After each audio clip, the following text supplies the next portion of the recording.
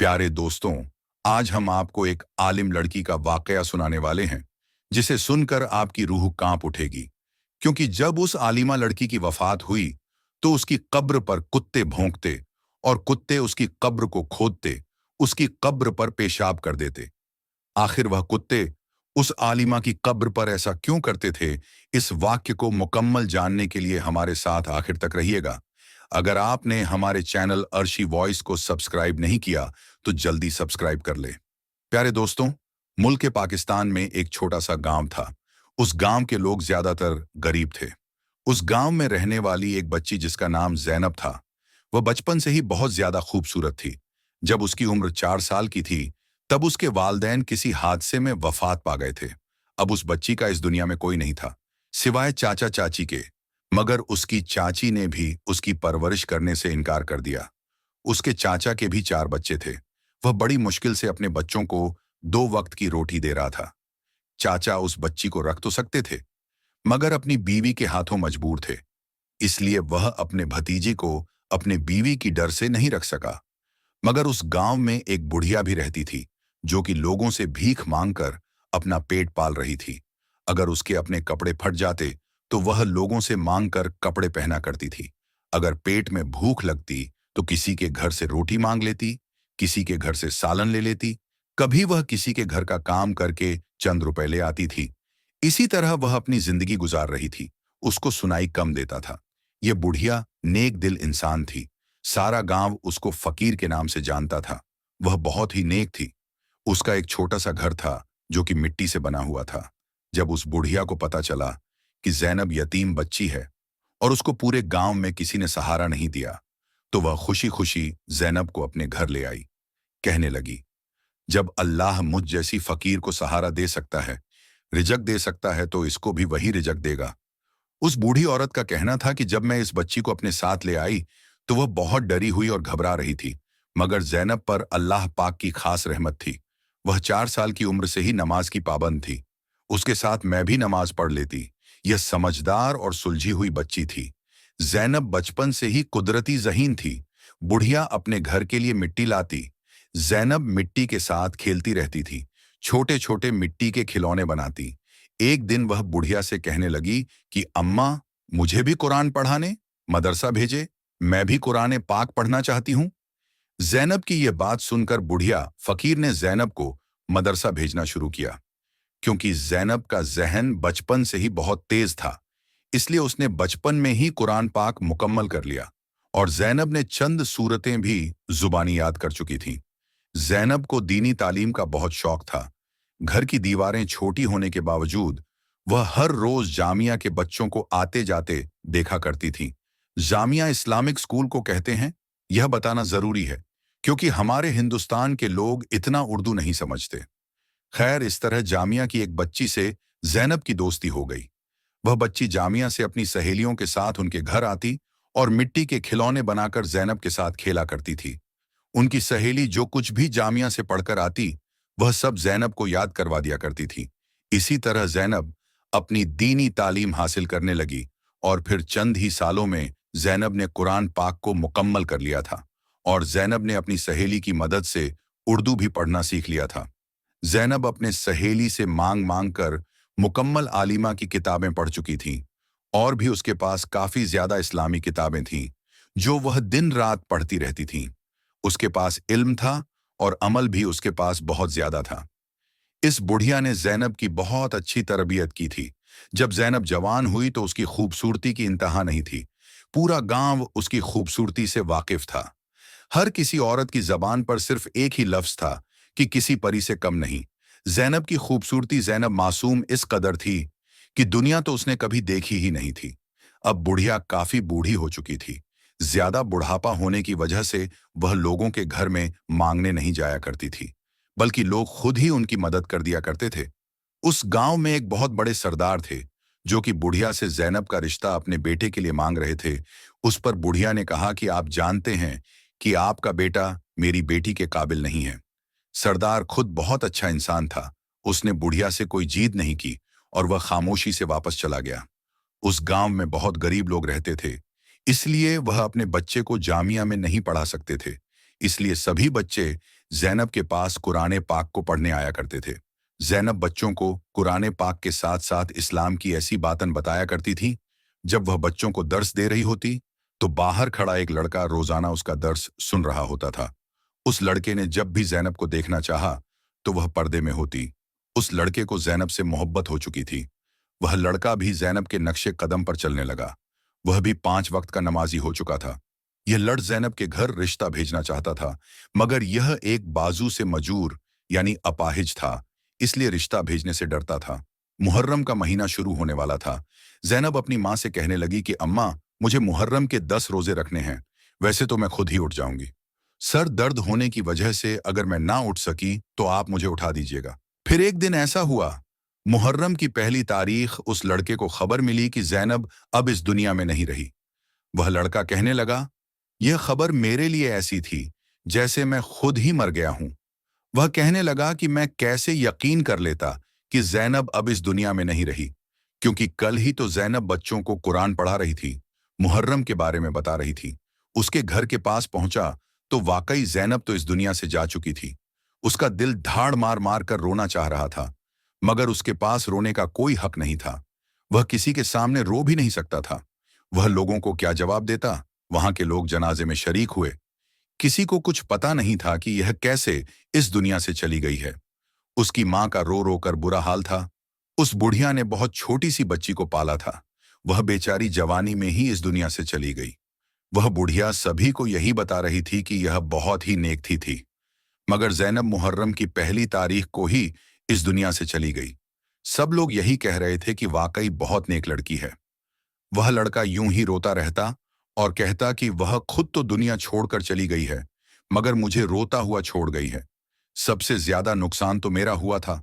वह सोचने लगा कि शायद मैं उससे अपने दिल की बात कर लेता तो उसको हासिल ही कर लेता, पर ऐसा नहीं हो सका था। अब रोज उसकी कब्र पर जाता और जितनी देर उसका दिल करता वहां बैठा रहता और उसकी कब्र के साथ बातें करता रहता। एक दिन हस्बे मामूल वह लड़का जैनब की कब्र पर गया। फिर उस लड़के ने बताया कि मैं उसकी कब्र पर बैठ गया तो सामने का मंजर देखकर मैं हैरान रह गया। कुत्ता जैनब की कब्र पर पेशाब कर रहा था। उसने कहा कि मैंने पत्थर पकड़कर कुत्ते को मारा। मुझे कुत्ते की यह हरकत बहुत बुरी लगी। यहां कब्र की बेहुरमती को बहुत बुरा समझा जाता था। अब मैं जल्दी जल्दी उसकी कब्र से गंदगी साफ करने लगा। अब मैं रोज उसकी कब्र को साफ करता। कभी पत्ते गिर जाते। वह काफी देर बैठा रहता था। जब मुझे कोई देखता तो मैं वहां से भाग जाता। पहले तो मैं छुपकर उसकी कब्र पर जाया करता था, मगर अब मैं सरेआम बैठा करता था उसकी कब्र पर, क्योंकि मुझे उससे मोहब्बत थी और अब वह इस दुनिया से चली गई थी। अब उसने क्या बदनाम होना था। सब लोग मोहल्ले में जैनब की बातें करने लगे। हो ना हो जैनब का इस लड़के के साथ कोई ताल्लुक था, मगर मैं खामोशी से लोगों की बातें सुनता रहता।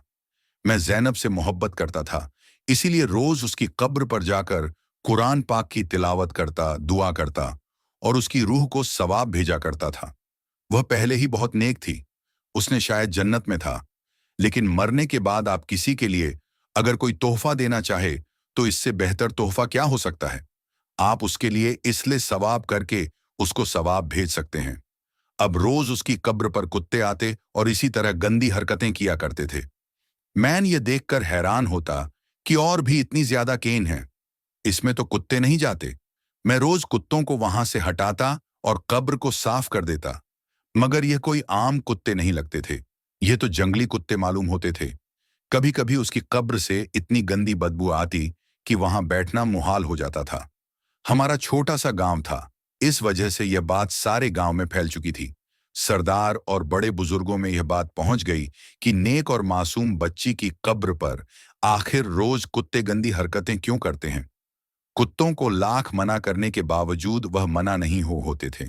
एक दिन गांव के बूढ़े लोग बातें कर रहे थे कि लगता है कि लड़की ने जरूर कोई ना कोई गुनाह किया है, जो उसकी कब्र के साथ ऐसा हो रहा है। कब्रिस्तान में और भी बहुत सारी कब्र मौजूद हैं। बाकी कब्रों में तो ऐसा मामला कभी पेश ना आया। एक आदमी सरदार के पास जाकर कहने लगा, मुझे एक है कि यह लड़की नेक नहीं थी। हमारे घर की औरतों का कहना है कि यह गांव की सबसे खूबसूरत लड़की थी। वैसे भी घर में कोई मर्द तो नहीं था, बस एक बुढ़िया थी जिसको ठीक से कुछ नजर भी नहीं आता था। उसके घर के बाहर की दीवारें भी नहीं थीं। वह आदमी कहने लगा, सरदार साहब, कुछ गुनाह ऐसे होते हैं जिसकी सजा आपको मरने के बाद मिलती है। मुझे लगता है ये लड़की जरूर बदक थी। अगर ये इतनी खूबसूरत थी तो नेक कैसे हो सकती थी? अगर वह गुनाह करती भी थी तो शायद पर्दे में करती और मुंह छुपाकर बुर्का पहन लेती। वह लड़का उन सब लोगों की बातें सुन रहा था और सोच रहा था, मुझे समझ नहीं आती कि लोगों की जुबान इतनी लंबी क्यों है।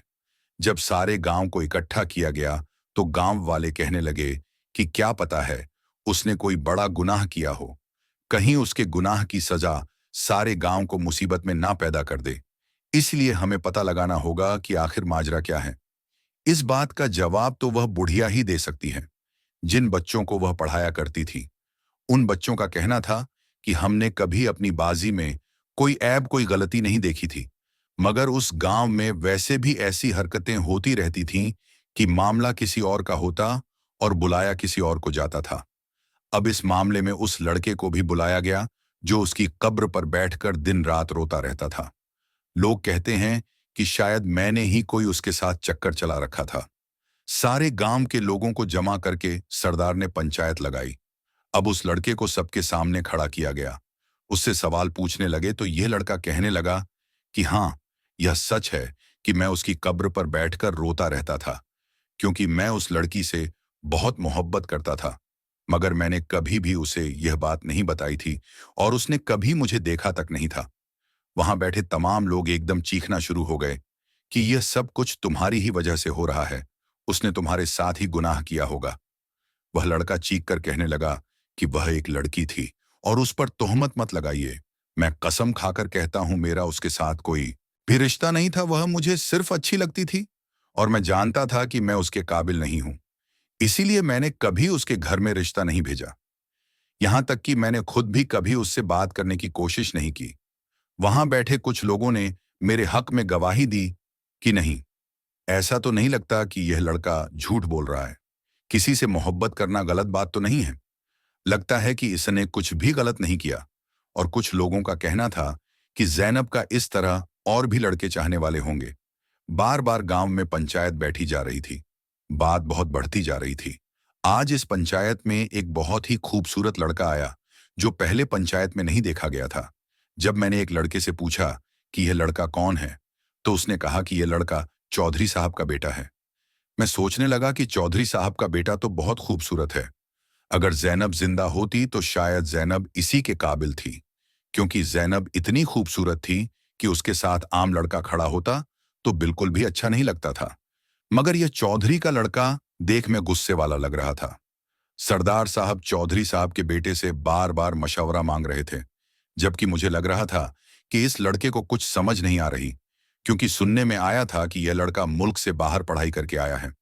खैर, कुछ दिन पंचायत वाला मामला शांत रहा, मगर अब कुत्ते जैनब की कब्र के साथ और भी बुरे काम करने लगे। अब उस कब्र के पास बहुत ज्यादा गंदी बदबू आना शुरू हो गई थी। कोई भी उस कब्र के पास नहीं जाता था। फिर उस बहादुर लड़के ने जो जैनब से मोहब्बत करता था, उसे और जैनब की कब्र की बेहुरमाती दिखाना गया। उसने कब्र पक्की करवा दी और रोज उसकी कब्र पर अगरबत्ती लगाकर फूल डालता, मगर फिर भी कुत्तों की रूटीन नहीं बदली थी। एक दिन जब सुबह उसकी कब्र पर फूल डालने के लिए आया तो सामने का मंजर देखकर हैरान रह गया। जो उसने कब्र को पक्का करवाया हुआ था वह जैसे टूट चुकी थी। हो सकता है कि किसी ने तोड़ी हो।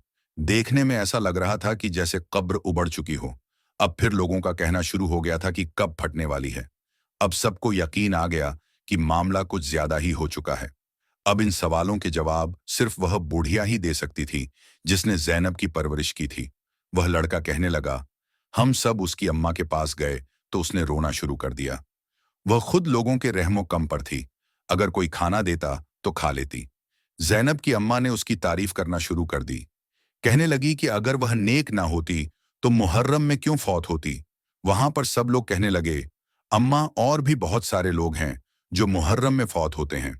इसका मतलब ये नहीं है कि सब नेक होते हैं। एक दिन में तो ना जाने कितने ज्यादा लोग मरते हैं। कोई 12 रब्बिउल अव्वल को मरता है, कोई हज के दिन मरता है और कोई लैलातुल कद्र की रात को भी मरता है। इसका मतलब यह हरगिज नहीं होता कि सब नेक हो। आप ऐसा करें, आप हमें अपनी बेटी का कमरा दिखा दें। वह बुढ़िया रोती हुई कहने लगी कि मैंने तो खुद उस दिन से आज तक उस कमरे को हाथ नहीं लगाया। वहां पर उसकी यादें हैं और मैंने वह कमरा बंद कर दिया है।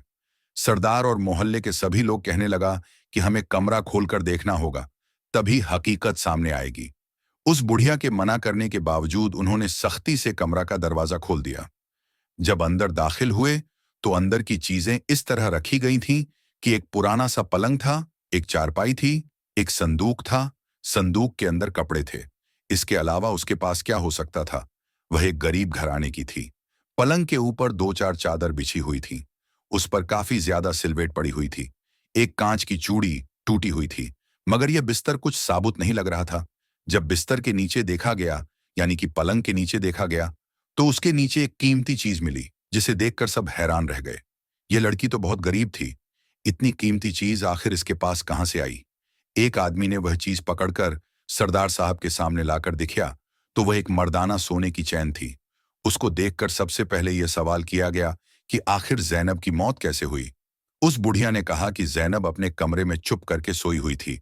मैं भी उसके कमरे में सोती, मगर उस दिन मुझे बाहर नींद आ गई थी। मैं वहीं सो गई।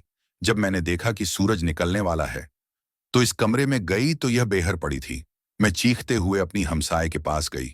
जब मेरे पास के लोग आकर देखा, तो उसने कहा कि इसका दिल बंद हो गया है। मगर यह कैसे हुआ, हमें कुछ पता नहीं।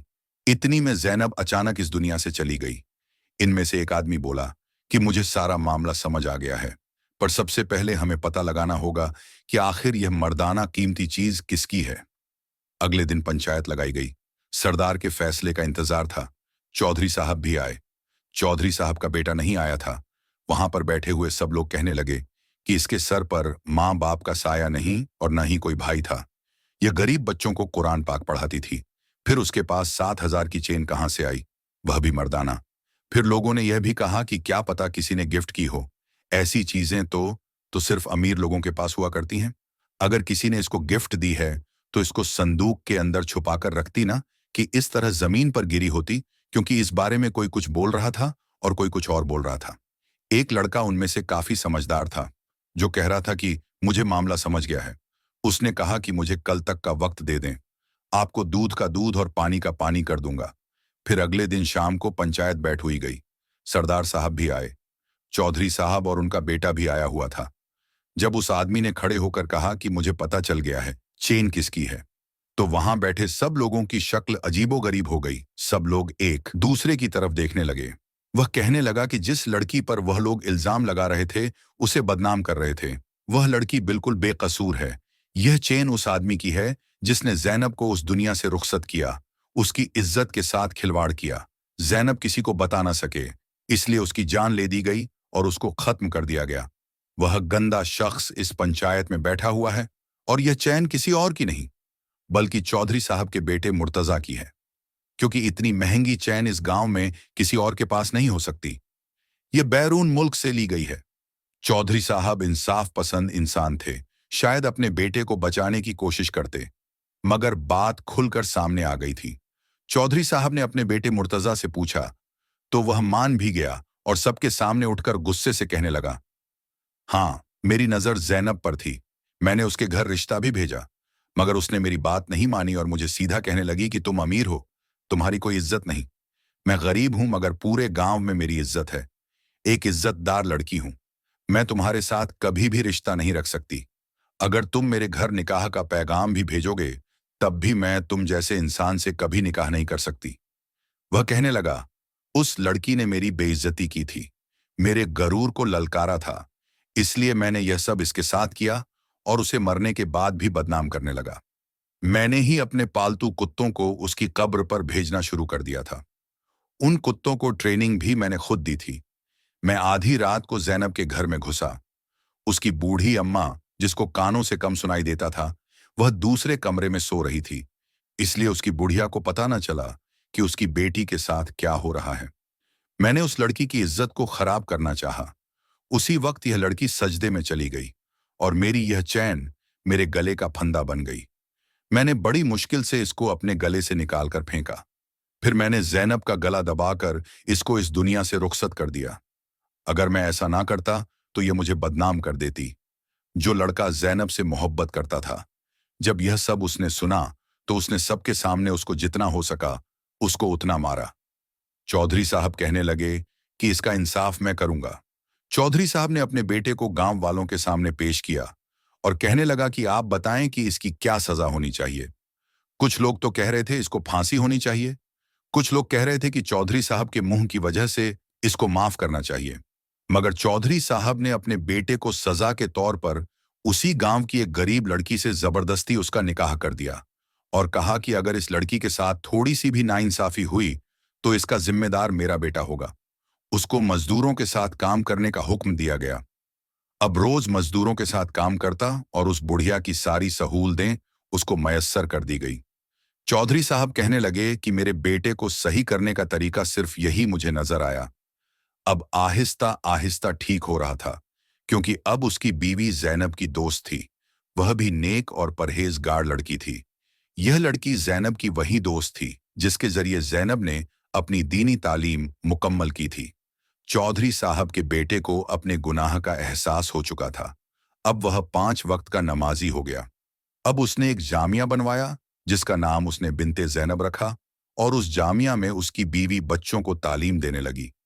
अब सारा गांव उससे खुश था। सुभान अल्लाह। प्यारे दोस्तों, इंसान जितना मर्जी चाहे गुनाह कर ले, जितना मर्जी अपने गुनाह को करके छुपाने की कोशिश करे, मगर जब तक अल्लाह पाक ना चाहे तो उसके गुनाह से पर्दा नहीं उठ सकता। मगर जब अल्लाह के नेक बंदे पर कोई ज्यादती करता है, उस पर कोई जुल्म करता है, तो फिर अल्लाह पाक खुद जवाब देता है। उसने अल्लाह की नेक बंदी को गुनाह की दावत दी थी, मगर उसने गुनाह से इनकार कर दिया। फिर अल्लाह पाक उसका मुहाफिज रहा। अल्लाह पाक ने मरने के बाद भी उसकी हिफाजत फरमाई। अल्लाह पाक से दुआ है कि अल्लाह पाक हमें गुनाहों से बचाए और अल्लाह पाक हम सबको पक्का सच्चा मुसलमान बना दे।